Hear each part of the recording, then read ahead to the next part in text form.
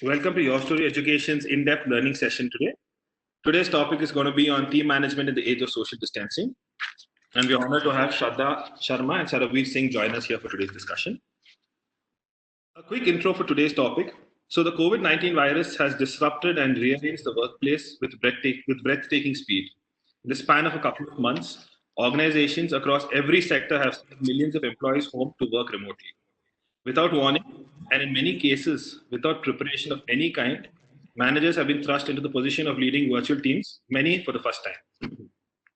It's challenging enough to manage yourself in quarantine without face to face human interaction and the structure of a typical workday. Now, add to that task of managing a team under those conditions, especially when you've never done it before, it's daunting. Given this context, I'd like to invite our guest, Saravir Singh, to this session on team management in the age of social distancing. Saravir has over 14 years of global experience in investment management and business operations and is now the CEO of Policies Bazaar. We also have Shraddha Sharma, the CEO of Your Story, here with us. Over to you, Shraddha and Saravir.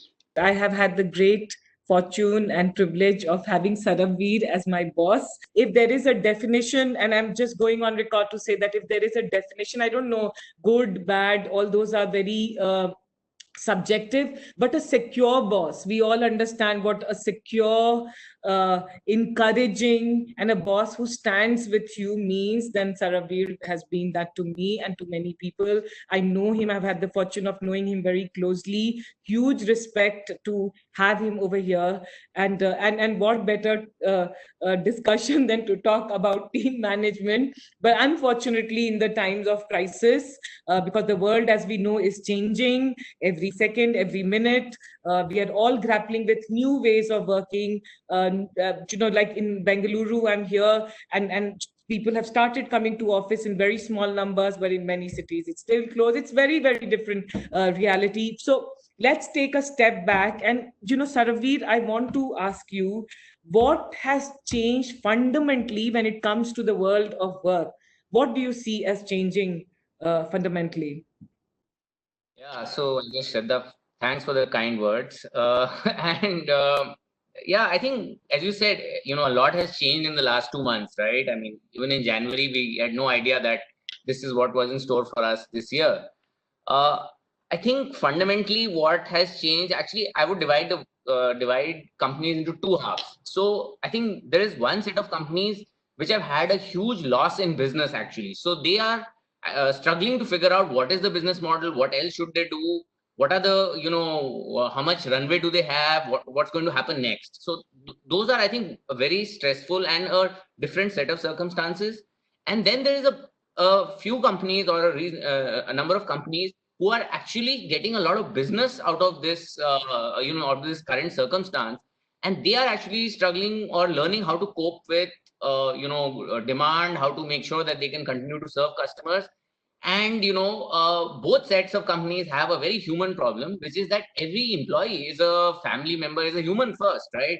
Some people have been separated from their families, some people's parents are in different location, spouses.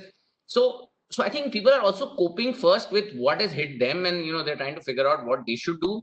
And then, of course, like I said, depending on which camp you're in, you could either have the stress of reinventing your business model, or you have the, maybe the good fortune of supporting demand, but in very difficult circumstances, right? I mean, if you have to do deliveries in this thing, there's a whole new set of challenges. So I think that's kind of the landscape. It's and I think it's a new world for a lot of us. Yeah. What are some of the key things that you look at when it comes to balancing the focus, the business focus and people focus? Because never before has it come out so starkingly, right? We keep on talking about team, but there is business to run and then there is team. How are you looking at this? Yeah, so what we've been trying to do at Policy Bazaar, and I think what we've been explaining to all our team leaders as well, is that see, this is the first time. See, we've had economic crises before, right? A lot of us have seen 2008. Some of us have even seen 1999 or 2003, whichever one you want. But I think for the first time, there is, at least in my experience, there is fear also of health, right? So there is the first time people are worried about what will happen to them, and it kind of crept upon us quite fast. Now, so what we have been telling people is that first of all, look at the safety of your teams, because it is important. And sometimes, we can't do much about it, right? Let's say there is a team member whose parents have to be taken to hospital or something like that. You may not be in a position to do anything. But by being there for that person, by empathizing, by even speaking to them, it makes a big difference to them. And I think so. I think the first part of any leader's job is really empathy, and I think in this kind of a situation, it has become even more important.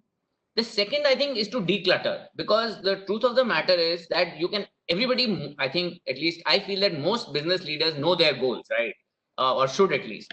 Now, the problem many times is that we know what we should be doing, but, we end up doing many other things also, because it's good to do this also, wo bhi kar lete hain, ye bhi kar lete hain.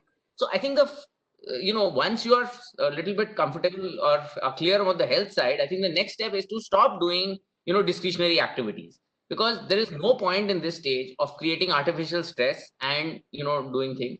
So if you can declutter, focus on the few core business objectives that you have or your team has, then it helps to set the tone for the team. And I think that's the most important thing, that you want to set the right tone, not giving unnecessary targets also, and yet you don't want things to completely fall apart either. Yeah. What are the areas that you think in people management, that things that used to work that doesn't work now or won't work? Oh yeah, that's very clear, right? If you look at carrot and stick, right, the stick doesn't work anymore. If the person is sitting in their house, or let's say is trying to grapple with various things, and you start yelling at them, it's not going to solve anything. So in the office, you have the advantage of physical presence, right? And I can come and maybe somewhat even intimidate somebody, right? And say, you got to do this, you're this, that, and the other. But what you realize very quickly is that working from home, that doesn't work. Suddenly that guy has broadband connection problems, or his screen goes blank and it's over, right? You can't say anything. So I think, and this is honestly another test for a lot of people, that because if you are a person who's used to leading by, let's say, a little bit more stick than carrot, then this is a very tough environment for you. So as I was saying earlier, I think it's very important that you understand and make the team understand what are the goals. They better be reasonable and logical so that they can identify with them. Like, I'll give an example from our company.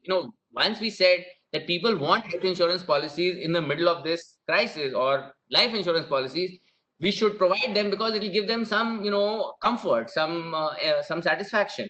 Then I think people can identify with that. It's a logical thing to do, right? That yes, I will help somebody feel better, so let me do it, right? So we had an instance where we had to make something live, and whatever reason, they had to work the whole weekend, right? Saturday, Sunday, they worked for almost 48 hours. But I think they did it, of course, one, out of sense of loyalty to the company and to the business, but also because they felt that it was a worthwhile thing to do.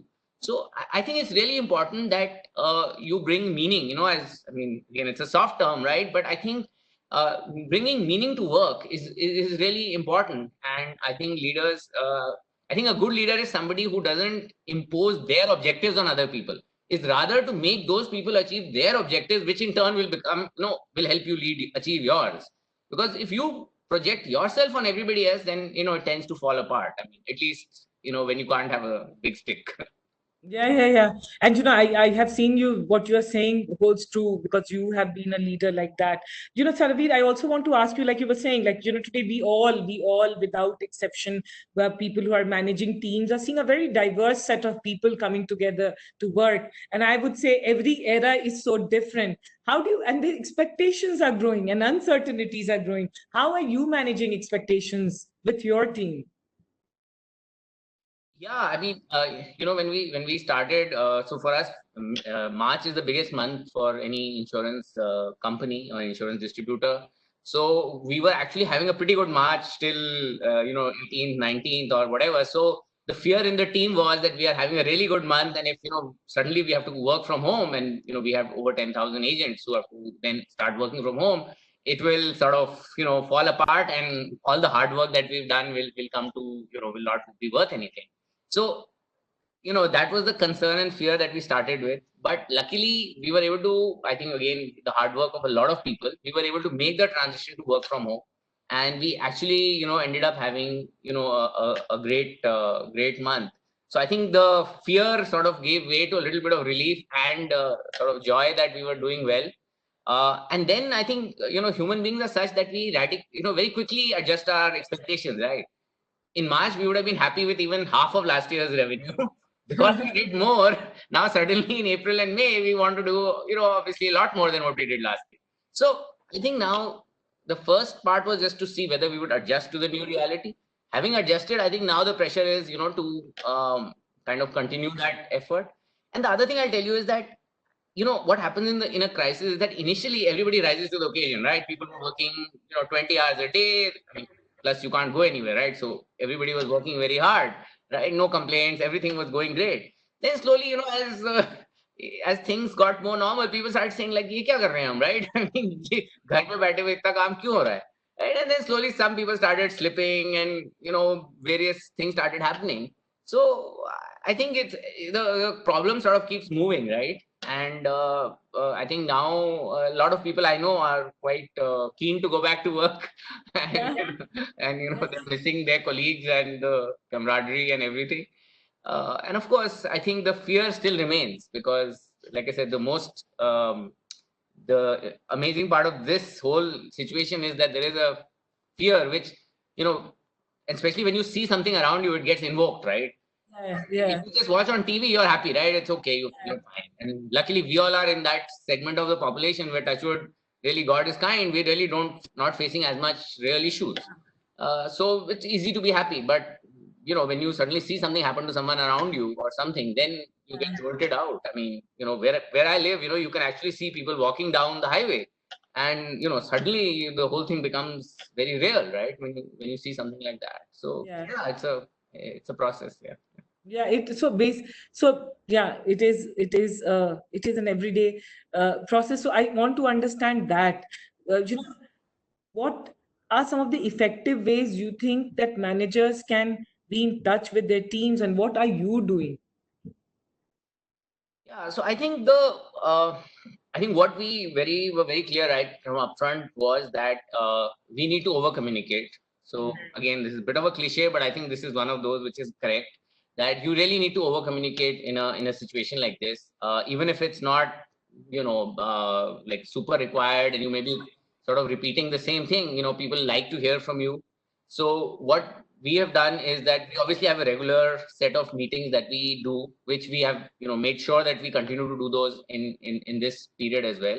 And the second thing that what we've done is that we've had like most managers have set up a regular thing of saying, okay, every morning at 9:30 before we like a scrum or something which a lot of tech people use, to do a stand-up meeting every morning for 15 minutes or half an hour, just discuss within the team what are we doing. And it's also a way of kind of checking on each other and making sure that everyone is in good shape. And then having some people have a meeting in the evening also, some people just do every morning. And what I have been doing is to have meetings with smaller teams across the organization, and just do 15 minutes, half an hour. For me, it's good because it gives me a chance to meet all these people, which sometimes when you're in office, you're just running around and you don't always know everybody. So it's been a good chance to interact with everyone. And I think it gives those people also a bit of a some recognition and feeling that we are being sort of cared about. And then we've had town halls, all thanks to all the various communication tools. So yeah, I think the most important thing I feel is communication, and second, like I said, is to declutter and try to bring some meaning into people's lives so that they don't feel that you are being just irrational. I think today's employee, it's kind of again, it may not be, doesn't seem the soft thing to say, but today's employee wants to have meaning in their life. They don't want to just do something for the heck of it. And the final thing I feel is that all of us have to understand that people are leading slightly right now artificial stressed up lives. And if somebody's child comes across the room, or they need 10 minutes to go and comfort them or something, you should understand and laugh it off. It's not something to get too worked up about, and stuff like that. So yeah, I think what you're saying, the underlying thing that you said, for everything that we do at this time, empathy, right? Empathy comes first. yes. Yeah. So I have this question: how do you build support systems in times of change so that both managers and employees can be on top of things? Sure. So one of the things that we did, for instance, right, when the lockdown just started, and most of our employees are live in Gurgaon, and there was a concern suddenly because it was announced that now they would be, we would all be under curfew from, I think it was Friday and Saturday onwards. So I think a lot of employees were concerned about, because a lot of them live by themselves, or they live with a few other friends in a rented accommodation or whatever. So they were concerned about, where would they get vegetables? What would happen? How would they sort of live? So again, what we tried to do was we set up a helpline. You could call into that helpline. We could at least tell you, okay, so and so is delivering, Grofers is delivering this.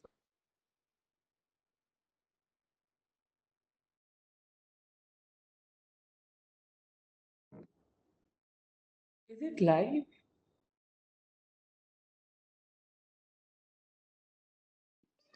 Shraddha, I think we just lost Sarabir. I know. I can see that I lost him, but hopefully he will come. Why don't you call him? He's back, Shraddha. Uh-huh. Mhm. See, these are also the new realities. Yes. Yes. I don't know where you lost me, so I can continue from there. Yeah. No, you were saying about the helpline for the people to buy essentials. Yeah. So what I was saying was that what we did was that we very quickly realized that we needed to set up these kind of structures. We spoke to whoever we could in the local administration, etc., and said, what can our employees do? What is the way to help them? And again, I think the most important thing was that they needed a place to go. That if something happens, who should we call? What can we do? Because we have a relatively young workforce. So some of them were living far away from their homes. So their parents were worried. So, imagine if you're 22 and, you're working, as a sales advisor in Policy Bazaar, your parents are only 48 or, 45. So they are like, what happened to my, daughter or son? So I think we had to deal with a lot of those kind of issues. And what we tried to do was have a system for everything so that people knew what to do, whom to reach out to, and at least have someone to talk to. I think that was a critical thing. Yeah.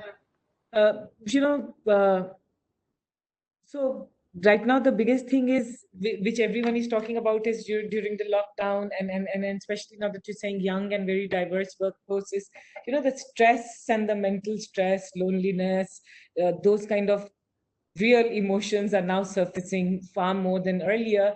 What are you doing? How do you ensure that this, how do you ensure to manage and to help people solve this themes? Yeah, I think like I said, one of the things that we've been encouraging all our employees to do is to stay in touch with their respective team members or whoever else they feel comfortable with. I have to say a lot of our leaders are fairly, in that sense, pretty aware of, they've been working with each other for a while. So I think they are careful about their team. The other thing that, we in fact even onboarded a few people during this process, right? Some people who were going to join us. So there it was a bit of a challenge to make sure that they were, part of the mix and they could at least interact with other people. So I think I think the answer always is that I feel that at this time you have to be human first, right? I mean, we all have professional roles of being somebody's boss or working for someone else or whatever be the story. But I think we are humans first, and I think it's important that you recognize that and deal with people on that basis. We've also tried not to see. I think sometimes people over sort of dramatize these things also, but we've tried to not make it very regimented, right? It's not, use common sense. Make sure that everyone is there, and you don't need to be in touch with each other, for 20 hours a day, right? I mean, it's okay. I mean, people have other things to do, and we encourage that. I mean, people express themselves in creative ways. They've recorded things and shared around. We've had some contests, things like that. In fact, we had this sales contest that whose prizes were to be given out, and obviously, for the sales people, it's very important to actually get the prize, right? I mean, they don't want to just be told there'll be a prize, and like the top prize was like a car or something. So, we had this Instagram live event, and kind of, we jazzed it up as much as we could. You gave the car? Well, I mean, we gave the 5 cars. So we've given the whatever keys. They'll eventually get the car when the lockdown expires. But I think those are kind of, events which bring people together, right? And it was nice to see. And winning a car is quite a life-changing event. Oh, yes, of course. But by saying this, you are creating a stress for all entrepreneurs, for all of us, like people like us. Now we'll have to look at cars. But yeah. Okay. But I know what you're saying, that it's the event of just giving the keys and the cars, and just everyone in the company gets energized, right? Like, wow. Yes. Yeah, I think and then that's really been the spirit that we've tried to create, that we should remain, high energy and as positive as possible. It's a tough time. I mean, and I think you have to recognize the reality, because I think you can't become too overly, sort of optimistic or start making outrageous demand. I think you have to recognize the reality, and I think I always tell people that employees can handle a lot more than what their sort of bosses think. Employees are very smart. I mean, we were all employees, right? So I think you should trust them with the knowledge, and let them also help you, right? Yeah. How are you as a leader keeping up with this change, with this, and you have to today be on top of so many things. How are you doing this? I think for me, I mean, it's always, I feel you should take your work seriously, but you should also take, your rest of your life also seriously. And I mean, like for me, it's been a great opportunity. Otherwise, I have to commute, 4 hours a day. So I'm saving, 3-4 hours every day in my life. I can spend more time with my kids, which is really good. And I think, see, the balance is what is most important, right? I think it's not about how many hours a day that you work. I think it's about having a balance. All of us, frankly, work pretty much whatever we have to do, we do, right? Nobody is going to say that I won't talk to somebody at 10 o'clock, or, but on the other hand, I don't think you need to prove anything by setting up calls at 10 o'clock either. I think you should do what is required. And that's what, at least I always try to do, which is be available. I think one of the things that I wanted to make sure is that always be available to the team, if whatever be the time or whatever might be bothering them, and the second thing is to, keep it real. I mean, at least I personally don't believe that you need to have drinks every day or every night or something with your team. I think it's okay. I mean, once in a while you can do it also. But otherwise, you let them also do things with their family, right? Depending on their situation. So yeah, I think keeping it real, I think, is the thing. Yeah. Keep it real. I have to say this, that this is something about you I have really, really admired, that there is no need to put pressure on yourself and others around you. And people relax by seeing a leader like this, who is not, on the head 24/7, and who values his or her own personal life. They learn also, right? Yeah. I think my favorite example is, from is Volvo. Volvo makes the world's best trucks, and during summer, I think they only work 3 or 4 days a week. so clearly, amount of time is not hugely correlated with output. Yeah, but don't you think in India we give a lot of importance to that?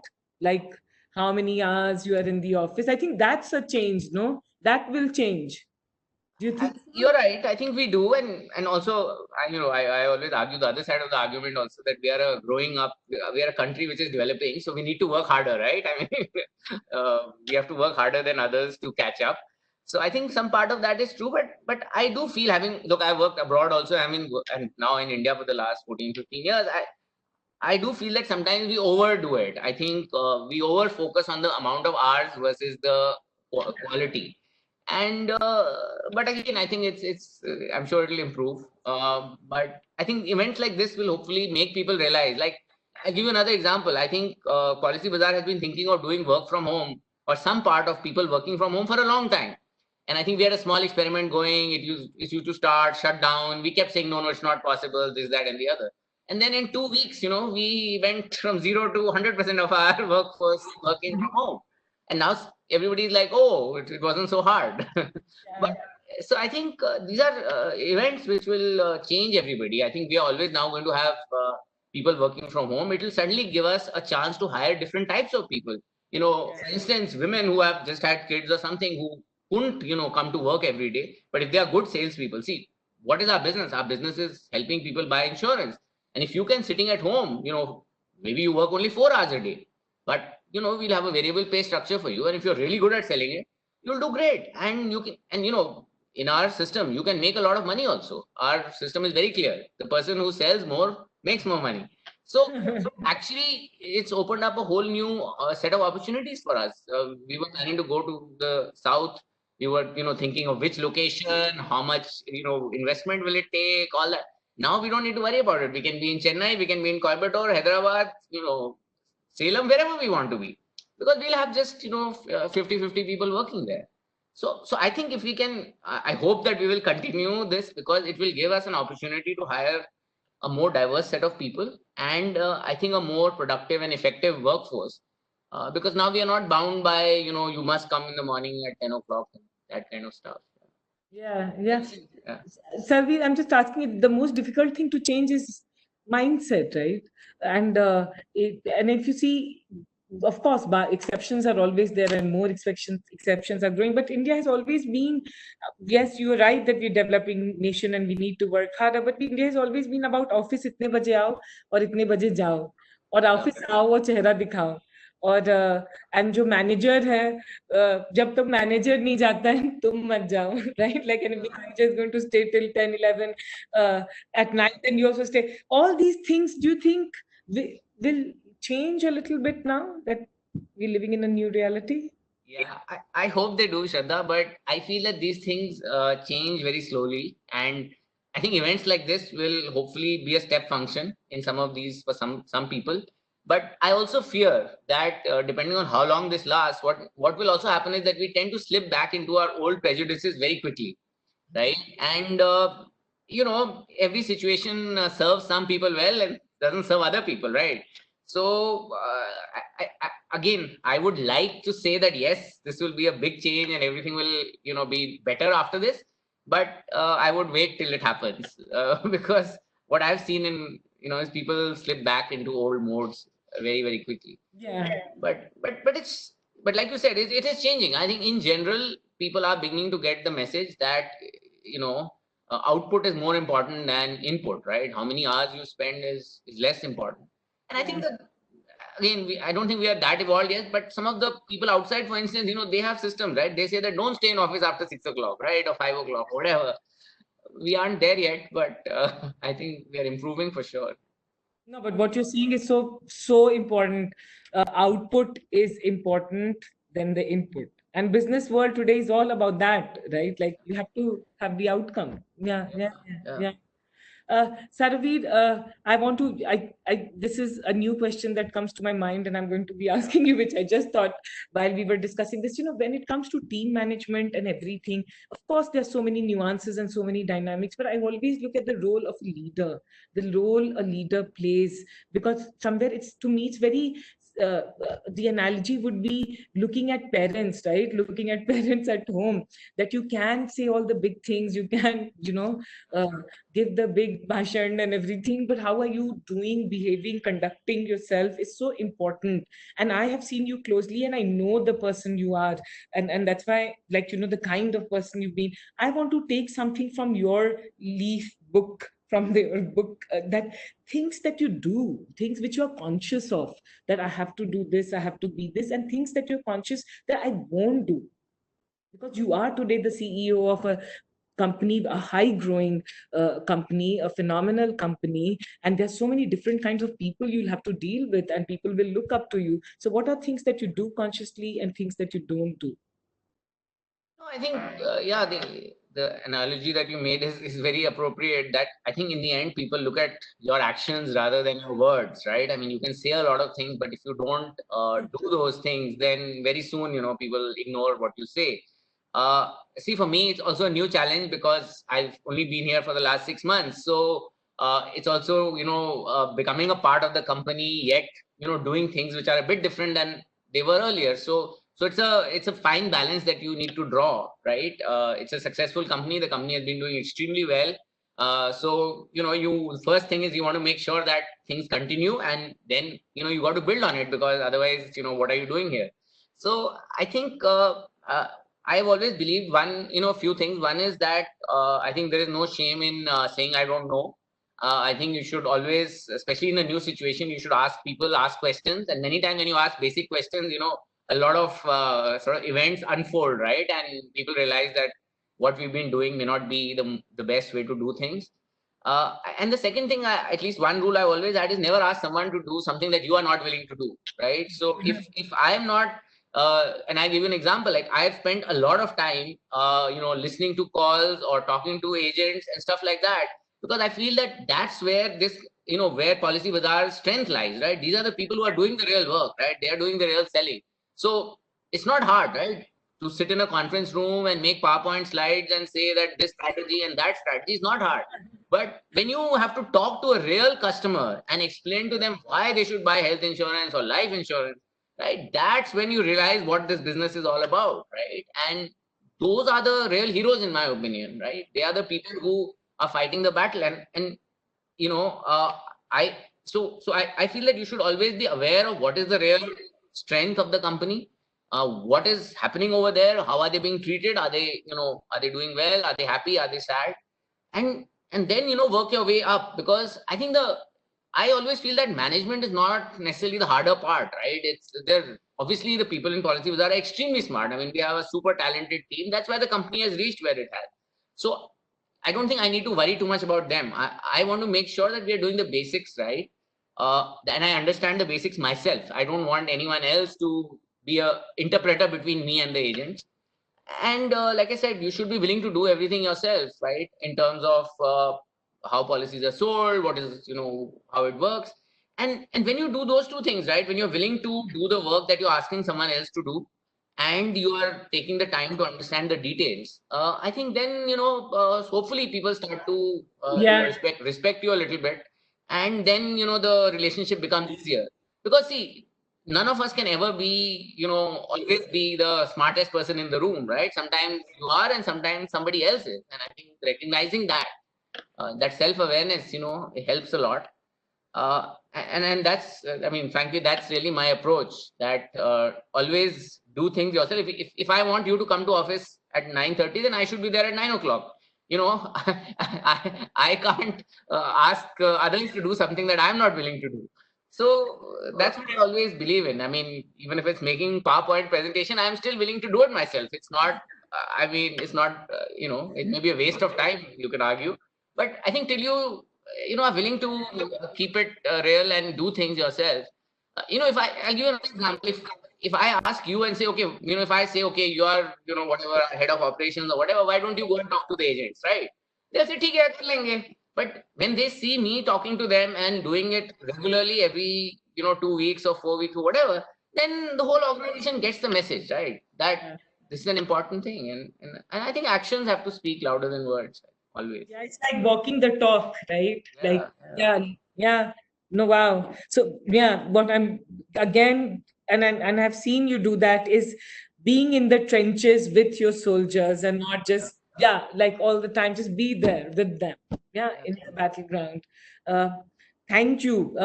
Last, just a tip I wanted to understand is that, and this is for everyone who will be watching this, is that do you have like some kind of a routine that you follow to be in touch with the team? What do you do, like every day, weekly? Is there some kind of a cadence that you follow to get updates? Yeah, we actually have, like I said, we have a fairly set routine of, so it's more a weekly routine, I would say, than a daily routine, at least at my level. But what ends up happening is that we have a weekly routine, and then, apart from those weekly meetings, we end up almost, I think, discussing very frequently. And I think earlier what used to happen was that, somebody was traveling, somebody was busy, somebody was not doing, doing something else. Now, I mean, the good news is that everybody is stuck where they are, right? So I think everyone is available, and I think that way, see, Policy Bazaar has a very open culture. I think it's not terribly hierarchical. People are, happy to go across levels and talk to people. And that's again something that I encourage very much. So I think what happens is that we do things as required. And like I told you, we have a set of scheduled meetings as well with different groups, just to get a sense of what they are doing, how they are feeling and stuff. But honestly, I don't hesitate to pick up the phone and call anyone. And hopefully, people call me. So I think we stay pretty connected. See, ours is also a day-to-day business, right? We are open 7 days a week. Whatever, 8-10 hours every day, right? We sell. So there's a very almost regular things that keep happening and keep going on. And luckily, our business is one which has been we are continuing to do well through this period. So I think that also helps to keep everyone positive. Yeah. And before I let you go, Saraveer, and we will, so this is one conversation. We have to have multiple chats. This is your topic now. But before I let you go, what have you done? What have you done? Anything new you've done during the lockdown? I've heard people have become cooks, and I don't know what all amazing things everyone is doing. Have you done No, anything? well, no, I don't know. I mean, only thing I started doing, which I wasn't doing, is I started doing yoga. So I think, I feel like kuch to karna chahiye roz subah. Was your wife doing yoga before? No, I used to actually do yoga before, but then in the middle I gave it up because of some other reasons. So I think that this was an opportunity. Actually funny that all the professionals, right, the skilled people, right, whether in music or arts or yoga, whatever, have suddenly taken to Zoom and Skype and all, right? So they've realized that they have a unique talent which they can, continue to develop. Because I'm one of those people who, I need an instructor. I mean, theoretically I could do it alone myself, but practically, yeah, I'm not able to do it. So. And are you enjoying? Do you see some benefit of yoga so that more people can join? I always encourage people to do yoga. I think it's again, yoga is of various kinds, and I think having a good instructor makes a huge amount of difference, because at some level you can turn it into just some kind of exercise routine also, right? But I think if it's done well, then it's more than exercise. It's good for the mind. I think keeping your mind straight is the most important thing we can do for ourselves. Because it's all in the mind, right? If you can keep your mind straight and not too cluttered and not too sort of, you don't get into comparisons and all the negative emotions, then with God's grace things are actually quite good. Yeah. Saraveer, I am so thankful that we had a chat.